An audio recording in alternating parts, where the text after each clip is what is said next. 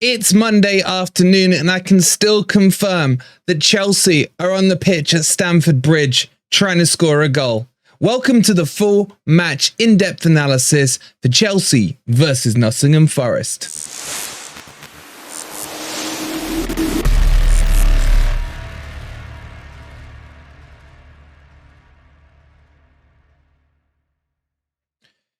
Good morning, good evening, or good night, wherever in the world you are, whatever time of day you're watching this. Hope you're having a fantastic day, and welcome to the in-depth match analysis for Chelsea 0, Nottingham Forest 1.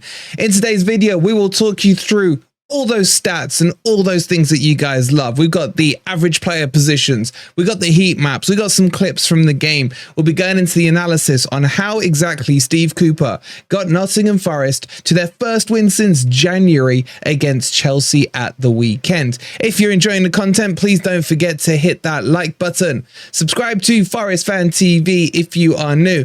And don't forget our goal scorer from the weekend, Elanga. His shirt is up for grabs, signed and framed from Football Prices. You've only got like 3 days to get your tickets for that, so go click on the link in the description and let's get into this. Okay, so there's a lot to talk about in this game, and really the first question that comes to mind is, how did Forest do it? Well, a lot of people will have a lot of different opinions for it, but I'm now becoming a firm believer of Steve Cooper has mastered how to play the big six teams, those big six teams. And I think he's in his element when he's doing it. But the way he does it must necessitate that no mistakes are made on the pitch. If players, and in particular the defense, can get through 90 minutes having a kind of 10 out of 10 performance, loose usage of the word 10 there, but you get what I mean, with no major errors, then it is more than likely that Forest will not concede a goal. It will take a worldie from outside the box, or, you know, something like that to break the low block down. And it was a low block. A lot of people are saying we didn't play in a low block on Saturday. We did, but we did it better. This performance reminded me of the way we set up against Man City at the City Ground last year, where we got that 1-1 draw, because not only was it a low block, but it was a mid-low block in terms of the third of the pitch down the middle was completely blocked out for Chelsea, and it forces them to go wide. And then what Forest did on the few times we were able to get some great counter-attacks going, it was done with pace and precision. And this is where Elanga steps into his own.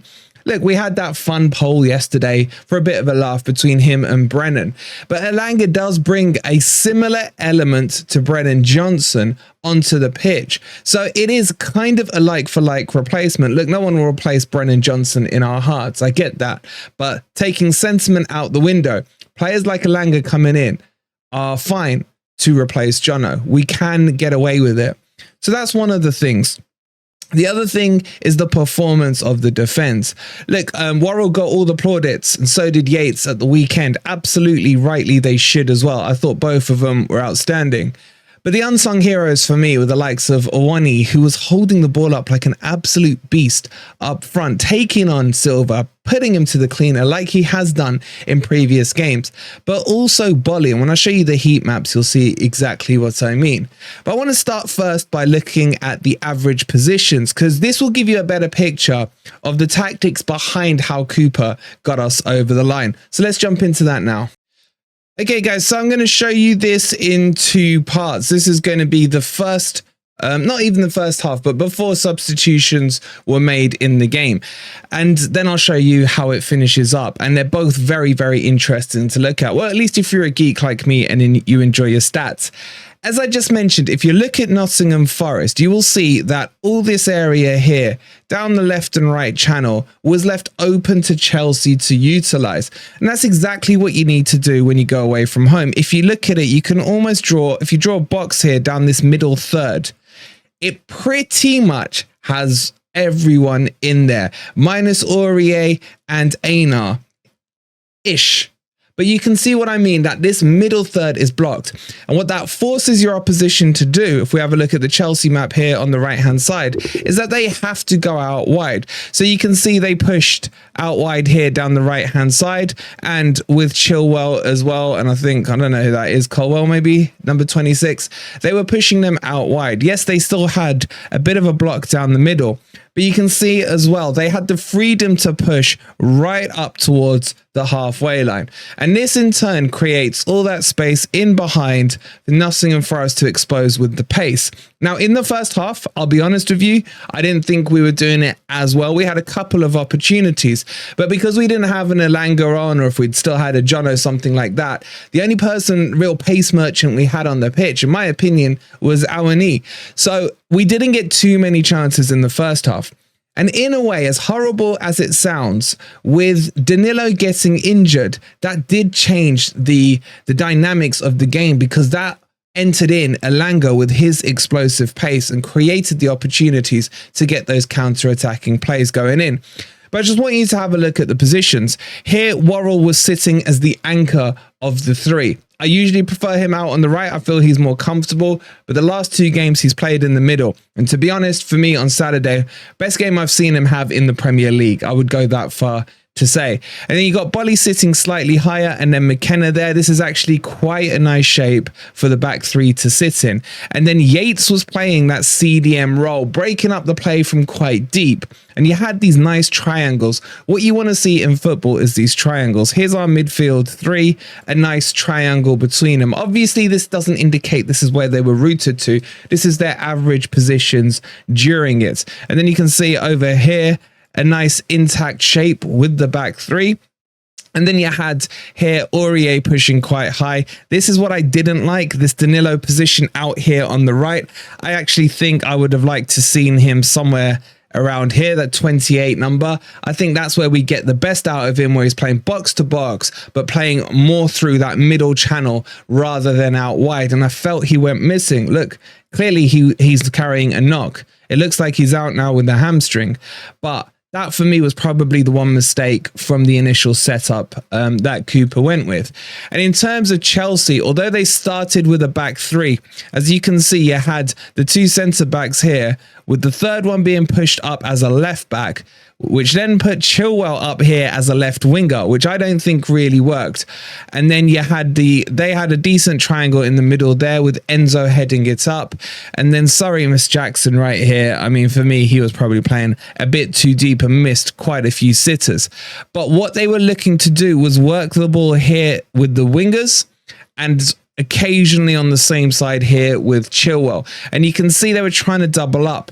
But how Forest stopped that was that McKenna played a little wider to help Einar and create the annulment of those numbers. So all in all, it balanced out quite well. Did Chelsea get in behind us? Yes, they did. They got in behind a few times, but there was no presence in the box. The problem Chelsea had was the midfielders weren't breaking through from the middle and getting themselves in on those crosses. So when these balls were coming in into that corridor of uncertainty, you didn't have Enzo breaking in. You didn't have a Casado coming in. You didn't have a Gallagher coming in. Usually you found them waiting in and around the edge of the box most of the time. Had one or two of them committed, then maybe Chelsea would have got a goal. But that's not our problem. That's Chelsea's problem and Poch's problem. So that's how it first sets up. What's interesting now is when we look at the second half. So let me bring that up for you guys. Okay, so once the substitutions had been made, this is how Forest set up and how Chelsea set up. And again, it tells you a lot of interesting things. Firstly, what you can see now is that Chelsea tried an overload down our left-hand side and their right-hand side. They switched their shape slightly to try and produce that overload. And what you can see with the Forest team is we just continued to block out that middle. In fact, it became even more rectangular in shape when you look at it like that. And Chelsea just struggled against this shape so badly. Even at the odd times where they were coming in here down the wing, it was being dealt with. I was saying during the watch along, they could play, you know, for a month of Sundays and they're never going to score. That low block and that middle shape was just exactly how you should set up against a big six. I've always said I hate the low block, but I have always said that against a top 6 team, I don't mind it, especially if you're away from home. You just got to somehow get what results you can out of those. I will add, Chelsea look crap, man. They look still weeks, if not months away from looking at all cohesive. Again, not our problem. But you can see here what happened then. Elanga started to push up here in the, Elanga in the number 11 started to push up. I don't know why Wood came on, but it is what it is. Maybe Awani had a bit of a knock. But again, we had this little pocket here where we could potentially create those counter attacks. And then the decent change here was that Yates got pushed slightly up. And this for me was a key thing because it meant that he started to do a lot more pressing. And Coyote, for once, was playing in his CDM position rather than in the 8, and he sat in there and just marshaled the space really nicely.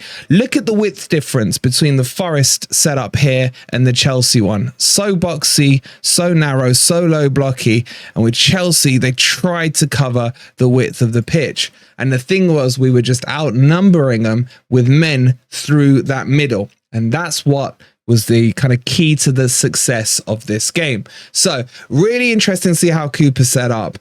Hopefully visualizing that actually kind of makes sense to you guys and you can understand how it worked. Now, again, Chelsea were playing pretty much all their men in our half, minus 1 or 2 defenders, but they were still very high. And you can see that our defensive line was nearly set up in line with our box, basically a low block, and all our players were averaging in our own half in that second half, but it just didn't feel like Chelsea were ever going to score, especially with Jackson up front. So let's move on and have a quick look at some heat maps, but get your thoughts in on that. And is it what you expected?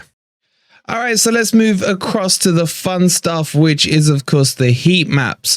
And let's have a look at them. So if I bring up Chelsea's one, you can see they had 950 touches, with a lot of their work coming down this right-hand side as they look to get in behind Einar on our left-hand side. And when I bring up Forest's one, you can see the majority of the heat map is again down this middle area here. The hottest part of it was in our box where we are having most of our touches, which is fine. It's just further evidence of the low block, but a low block that was working.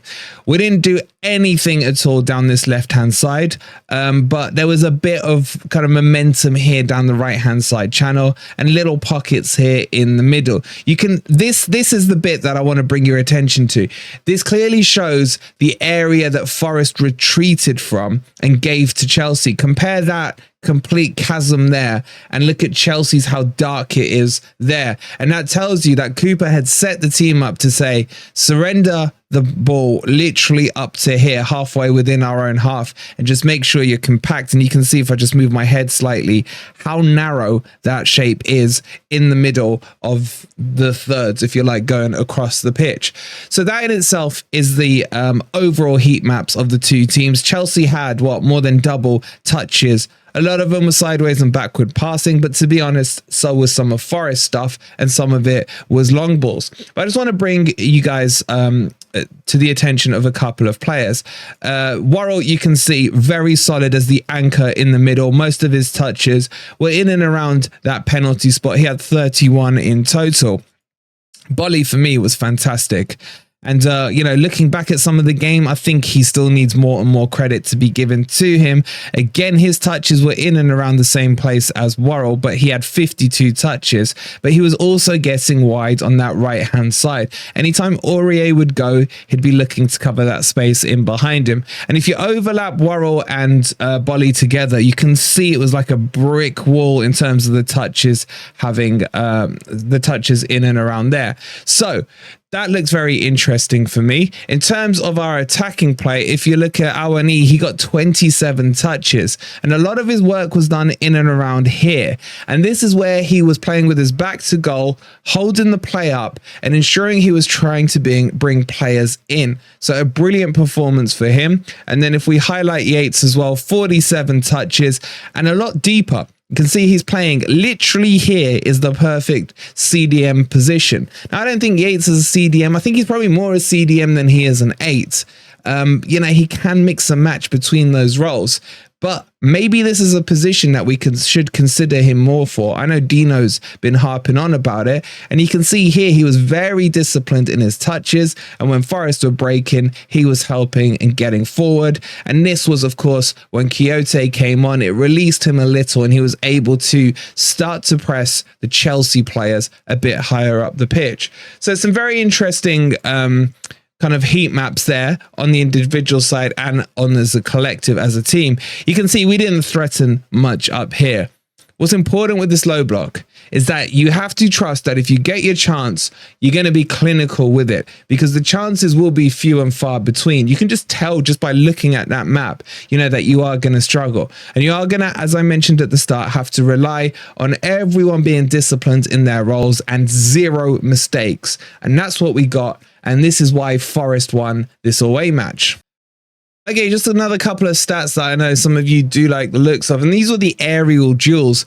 And you can see that Bolly was the biggest winner of the aerial duels. He won 5 of them, with Aurier winning 2 and the rest of the defense kind of winning 1, which is not too bad. But the most important stat I want to show you is this, guys. Errors. Both Chelsea and Forest had 0 errors. And this is very, very rare for Nottingham Forest. And it underlines the whole narrative I'm pushing here on why Forest won this performance. No errors, no silly chances being given up, and a disciplined performance meant that Forest put themselves in with a really good chance of winning the game. And that's exactly what happened. So let's have a look at the goal, and we'll talk you through the goal and just why the goal worked so well. All right, guys, let's get into the goal, and what a great goal it was. I just want to show you the position of the play here and where the Forest players are if we just run it forward. So you can see here that Taiwo is pushed up, and then you got this nice bank of 3 players with Elanga. You've got Yates, and then you got Mangala there. And they're into the opposition half, and they're kind of just going at a bit of a jogging pace now. Now the pass is going to come into Mudryk, and what he does is just sheer stupidity, where you'll see here he just lets it run between his legs. It's not the worst thing. It's not the worst thing, because he's lucky. He knows Caicedo is on his own. But add to that stupidity, and you're going to see what Caicedo does. But look at Yates now. Yates is the key man here. He's going to instantly see that the ball's going there and close the gap. And this is something I've been screaming for our midfield to do. Just get up and apply pressure on the opposition team in their own half and see if you can get the turnover higher up the pitch. Because if you can turn the ball over in the opposition's half, you're already closer to their goal and you're going to create more panic. And that's exactly what happened. So watch, as soon as Caicedo gets it, he takes a terrible first touch. And then that's the incentive for Yates to go straight in. And the bonus on this is you got Mangala as well closing the other channel. And when we go into it, bang, they're able to, between the two of them, double up on the ball and make sure that it breaks. And yes, there was a little element of luck that it broke to Awani, but it doesn't matter. You earn that right and you earn that luck by doing it. So when we play this forward, look at Elanga. He's just going to gut bust now. We're in a 4-on-2 situation. You could say a 3-on-2 situation. There's 3 players behind the ball. But the Chelsea left back here, I think it's Colwell, is never going to catch Elanga. And there's going to be a space created here. And this is what I like about Elanga. He's going to run into that space and make it easy for Awani to make his mind up. Yes, he's going to meg Silva, which just adds to, you know, the funniness of the Chelsea defense. So if we run it through, just keep an eye on Elanga. Bang, he's gone. That is the perfect timing of the through ball from Awani, with the perfect weight into that gap between the defenders. He's taken Silva out the game. Now Elanga just has to do the other 2 centre backs for pace, which he's going to do every single day of the week. But it's the composure that I want you guys to see. We all know that he's stronger on his right foot. He gets to the ball and he's going to have to take the touch with his left foot. And if he doesn't do what he does next, he'd be setting up the shot on his left foot. Although those defenders are coming, they're not close enough to close. And watch just how he opens himself up here. gets it across onto his right foot. Now, it wasn't the most powerful shot in the world, but it was the precision and the earliness of the shot that caught the keeper off guard, slots it in she goes, 1-0 to Forest, and bang, just like that, from Chelsea having the ball 10 seconds ago, Forest have got it in the back of their net, all because of what Yates in particular and then Mangala did to double up and break the play up high in the opposition half. And for me, that just made it one of the best counter-attacking goals I saw this weekend.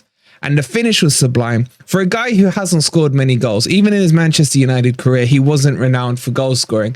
For a guy who's come on in Forest, trying to prove himself, I think he should be starting personally. I think that explosion of pace is too much of a weapon just to leave on the bench. And I think it was a sublime finish in the end.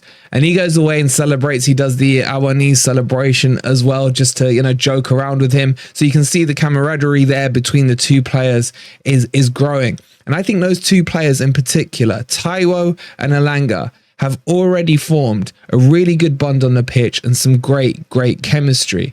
And overall, I was really impressed with not just this goal, but the general discipline of the performance. For me, that's the key word in all of this, is the discipline. To make sure that, look, if you compare that to what we did against Manchester United a week ago, Forest took a 2-goal lead, but no one ever felt like we were going to hold on to it. You just felt we were getting deeper and deeper and deeper, and there was mistakes and there was some panic going on.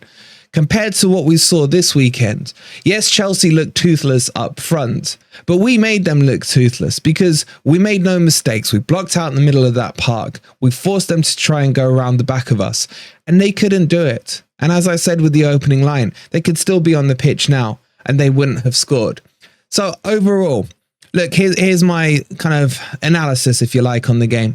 Perfect performance, exactly how you should be playing against a Big Six team, especially away from home. And I think Cooper's now got this down to a T. Where I think he needs to improve and where I'm desperate for him to improve, because I want to completely believe in him. But until I see him doing the performances at home against the lesser teams, where he's reverting to something outside his comfort zone, where he's putting us on the front foot, that's really the next step I want to see with him. And as I said, we've had this fantastic window. We've had this fantastic result against Chelsea. And for me now, the next progression step needs to be Forest looking and acting like they are a Premier League team and not just coming up and low blocking whatever opposition comes in front of us. But I think he's done the hard bit. The hard bit. If you could sell these tactics to any other manager in the Premier League on how to play against top 6 teams that all bite your hand off, this is probably the blueprint for how to play against them and get results out of them. And Cooper's got that down to a T. So what I'm saying is he's done the hard bit. Now the easier bit, look, there's no such thing as an easy game, I know, in the Premier League.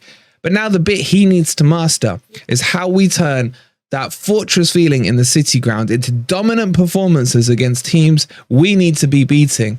And I think, and I'm hoping that that's the next step. He's talked about it a lot in his interviews. Everything that we've said about the tactics and everything, he seems to agree with, and he seems to want to progress towards that. So let's give him a chance to do it, and let's see how that all plays out. And we got Burnley next, and I think this is going to be a great opportunity to see how he goes about it. With the likes of Sangare going to be available, Dominguez, they're going to completely reshape this midfield, and it could be very interesting.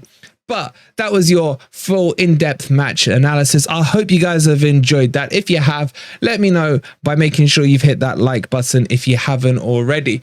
Don't forget, subscribe as well. Tonight, 9 p.m, Beat the Drop is back. It's going to be banter heaven, and we're going to be looking down that table at all those relegation threatened teams. And at 8:15, you got Beavis and Butthead over on FFTV Premier League talking about all the other weekend matches. So plenty of content coming for you tonight. Thank you so much for taking the time to watch. We'll see you tonight on FFTV Premier League, and then Beat the Drop. And come on, you Reds.